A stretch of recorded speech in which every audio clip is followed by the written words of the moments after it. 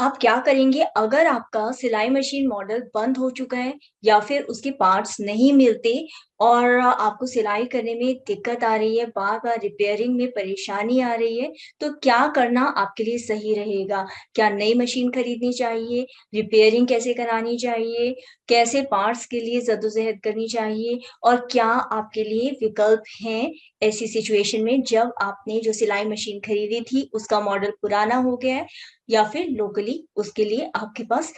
कोई सर्विसिंग या फिर पार्ट्स नहीं मिल रहे हैं? हेलो एवरीवन, मैं हूँ डिम्पल आनंद। stitchingmall.com में आप सभी का बहुत बहुत स्वागत है। और इस चैनल के माध्यम से जो स्टिचिंग लवर्स हैं उनको हम कोशिश कर रहे हैं स्मार्ट डिजाइनर्स बनने की, क्योंकि आजकल जब मोबाइल फोन आपके स्मार्ट हो गए हैं, टीवी स्मार्ट हो गए हैं और सारी चीजें स्मार्ट कार्स होती जा रही है, सारी चीजें आपके आसपास स्मार्ट होती जा रही है, तो समय आ गया है कि अब आप डिजाइनर्स या सिर्फ सिलाई करने वाले तक ही ना रहे, आप भी अब अपग्रेड हो जाइए और आप भी अब स्मार्ट डिजाइनर बन जाइए। तो आज की इस जो सेशन है, आज का जो वीडियो है, इसमें एक बहुत ही इम्पोर्टेंट क्वेश्चन, आप ही लोगों का एक कमेंट है जो मैं ले रही हूँ। और मुझे पूरा यकीन है ये कमेंट आप में से बहुत लोगों के मन की दुविधा को दूर कर देगा, तो वीडियो को अंत तक देखिएगा, क्योंकि आपके ही भी मन में कहीं ना कहीं अगर ऐसा है कि मेरे पास मेरी सासू माँ की मशीन रखी है, सिलाई मशीन, या मेरी मम्मी की, दादी की, नानी की सिलाई मशीन रखी है, इतनी पुरानी मशीन है, क्या करूं? पार्ट्स नहीं मिल रहे, सर्विस नहीं मिल रहे, लेकिन मुझे उस मशीन से अब भी प्यार है। तो जो सवाल हमारे पास आया है उस सवाल पर एक नजर डाल लेते हैं। ये सवाल है रूपाली शिंदे जी का। थैंक यू रूपाली जी आपके सवाल के लिए। ये पूछ रहे हैं, मैम मैंने सिंगर फैशन मेकर मशीन एक गांव में ली थी और अब वो मॉडल बंद हो गया है, उसके पार्ट्स भी नहीं मिलता और मिलता है तो उसको ठीक से बिठा नहीं पाते, तो अब क्या करें? देखिए, मशीन्स, पहले जो सिर्फ मशीन्स की बात नहीं है, आप पहले तो मार्केट का थोड़ा सा यदि बैकग्राउंड समझ लें, यदि मार्केट में, इकोनॉमी में हो क्या रहा है, मार्केट का आजकल जो कंज्यूमरिज्म सा एटीट्यूड हो गया है, जो रवैया हो गया है कि यूज एंड थ्रो वाला, वेस्टर्न, पहले हम, ऐसा हमारे घरों में कहा जाता था कि यूज एंड थ्रो का कल्चर बाहर की ही कंट्री में है, लेकिन अब तो यानी जब से लिबरलाइजेशन, ग्लोबलाइजेशन हुआ है, तब से इंडियन मार्केट में भी, जो कि दादा दादा खरीदे पोता बरते, यानी कि ऐसा कहा जाता था कि सालों साल, पीढ़ी दर पीढ़ी चीजों को इस्तेमाल करना एक परंपरा रही है भारत की संस्कृति की, कि यहाँ पर चीजों को आसानी से फेंका नहीं जाता, उनको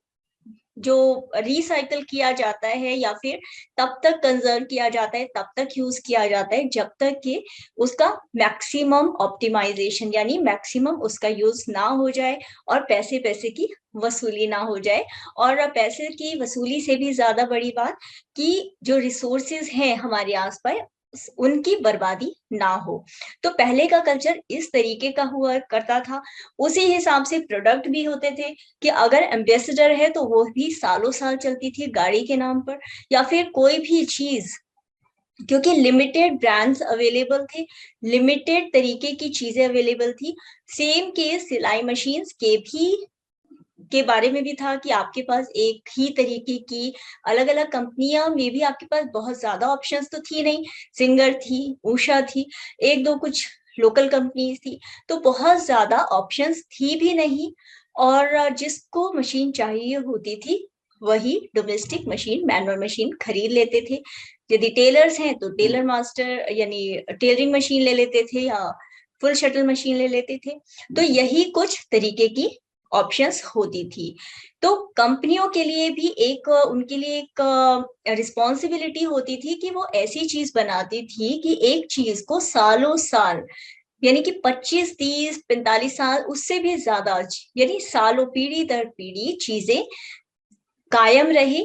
चलती रहे और आपको पूरा वैल्यू फॉर मनी भी दे और आपके जाने के बाद, जब तक आप दुनिया में हैं तब भी इस्तेमाल करें, आपके बाद भी आपकी आने वाली जनरेशन्स उस चीज को इस्तेमाल करें। लेकिन अब जब से 90s के बाद का जमाना बोलो, या फिर जब से ये स्मार्टनेस शुरू हुई है कि स्मार्टफोन है और स्मार्ट टीवी, हर चीज स्मार्ट होती जा रही है, धीरे धीरे लोगों की, हमारी ख्वाहिशें भी बढ़ती जा रही है, कंपनियां भी उन्हीं ख्वाहिशों के साथ चलते चलते नए से नए एक एक प्रोडक्ट लाते जा रहे हैं। उससे नतीजा ये हो रहा है कि जो चीज आपके पास नए नए मॉडल आ रहे हैं, तो इसका मतलब पुराने मॉडल बंद हो रहे हैं, और पुराने मॉडल के साथ ही उसके पुर्जे, उसकी सर्विसिंग भी कहीं ना कहीं आपको मिलने में परेशानी आती है। मशीन के पुर्जे भी कंपनियां बनाने बंद कर देती है जब वो मॉडल अपग्रेड कर देती है, या फिर मशीन का मॉडल नहीं बना रही होती। तो इस केस में रूपाली जी का जो सवाल है, इसी सवाल को यदि हम देखते हैं तो एक तो फैशन मेकर बंद हो गई है, और पार्ट्स मिलते हैं तो भी बैठते नहीं है। तो देखिए, एक तो बात है कि मशीन अब मिल ही नहीं है रही है, तो एक आपके पास ऑप्शन ये होता है कि जब तक मशीन आपके पास है, आप उसकी जो आप बेस्ट से बेस्ट आप उसकी क्लीनिंग कर सकते हैं, आप उसका रख रखाव कर सकते हैं, उस तरीके से आप मशीन को, जब तक चलती है मशीन, आप उस तरीके से चला सकते हैं। दूसरा तरीका ये है कि आपके जो लोकल मैकेनिक हैं, या उषा या सिंगर की मशीन है आपके पास, तो सिंगर के ही मशीन के जो मैकेनिक्स हैं उनको ही आप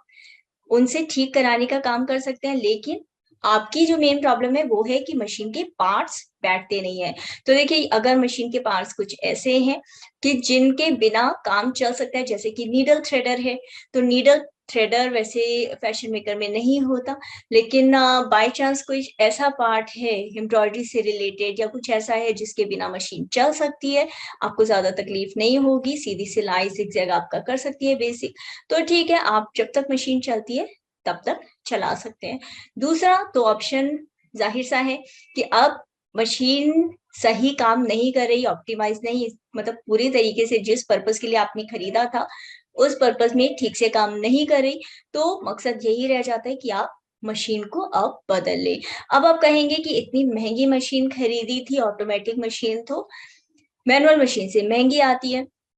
तो अब फिर से इतने पैसे देके खरीदा कैसे जाए। तो देखिए, एक बात हमारी जो साइकी है, एक बात जो हमारा जो अंडरस्टैंडिंग है, वो भी कहीं ना कहीं अपग्रेड होने की जरूरत है। क्योंकि देखिए, जब लोग अपने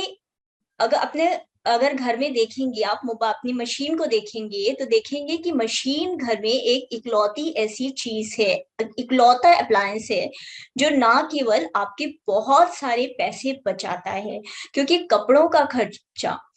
समझिए इसको, रोटी कपड़ा मकान इंसान की जरूरतें हैं, हर परिवार की जरूरत है। रोटी आपको रोज चाहिए, तीनों टाइम चाहिए, कपड़ा आपको रोज चाहिए, और अलग अलग ओकेजन के हिसाब से, दिन त्योहार के हिसाब से अलग अलग कपड़ा चाहिए, मौसम के हिसाब से अलग कपड़ा चाहिए, आयु के हिसाब से, मतलब बच्चा है तो उसकी उम्र बड़ा होता है तो उसके बाद उस हिसाब से कपड़ा, तो कपड़े की भी एक मेजर जरूरत है। और अगर आप में से बहुत लोग घर में कपड़ा बनाते हैं, तो जब घर में कपड़ा बनाते हो तो घर के कपड़े की सिलाई है, या फिर गिफ्टेड अगर आपको कपड़े मिलते हैं, आप उसकी सिलाई करते हैं, तो वैसे आपके कपड़े की, आपके पैसों की बचत होती है। और अगर आप पुराने कपड़ों को भी रिसाइकल करके कुछ ना कुछ बनाते हैं, बड़े कपड़ों से छोटे बच्चों के कपड़े बनाते हैं, तो वैसे भी आपके पैसों की बहुत बचत होती है। तो एक मशीन ही एक घर में एक ऐसा अप्लायंस होता है कि ना केवल पैसे की इस तरीके से बचत करता है, साथ ही साथ अगर आप दुनिया में भी बाहर वालों के लिए भी कपड़े सिलते हैं या अपने हुनर से दूसरों को कुछ सिखाते हैं, तो सिलाई एक ऐसा हुनर है जो आपको पैसा भी कमा कर देता है।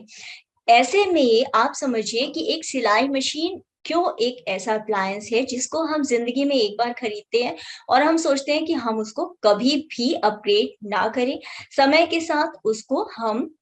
जो नए फीचर्स हैं उनको ना जाने ना समझे, हम अब पुरानी ही मैनुअल मशीन के सहारे खिचखिच करते हुए चलते रहे। देखिए, आप हाथ से कपड़े धोया करते थे, लेकिन अब आप मशीन से धोते हैं। क्यों? क्योंकि मशीन के अंदर आपकी एनर्जी बचती है, आपकी एफर्ट बचती है, और आप उस मेहनत से कुछ और, उस एनर्जी से कुछ और काम कर सकते हैं। ठीक इसी तरीके से पुरानी मशीन अगर आप जवाब देने लगी है, मॉडल बंद हो चुका है। मॉडल बंद कंपनियां 1-2 साल में तो करती नहीं है,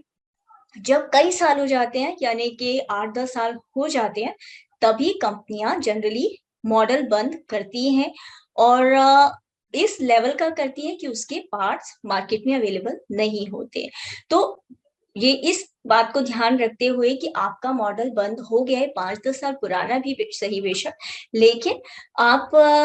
बेसिकली तो आप उसको इस्तेमाल कर सकती हैं जब तक चाहे, और नहीं कर पा रही हैं तो अच्छा होगा कि आप उसे रिप्लेस कर दें, क्योंकि नई मशीन जो आप खरीदेंगे उससे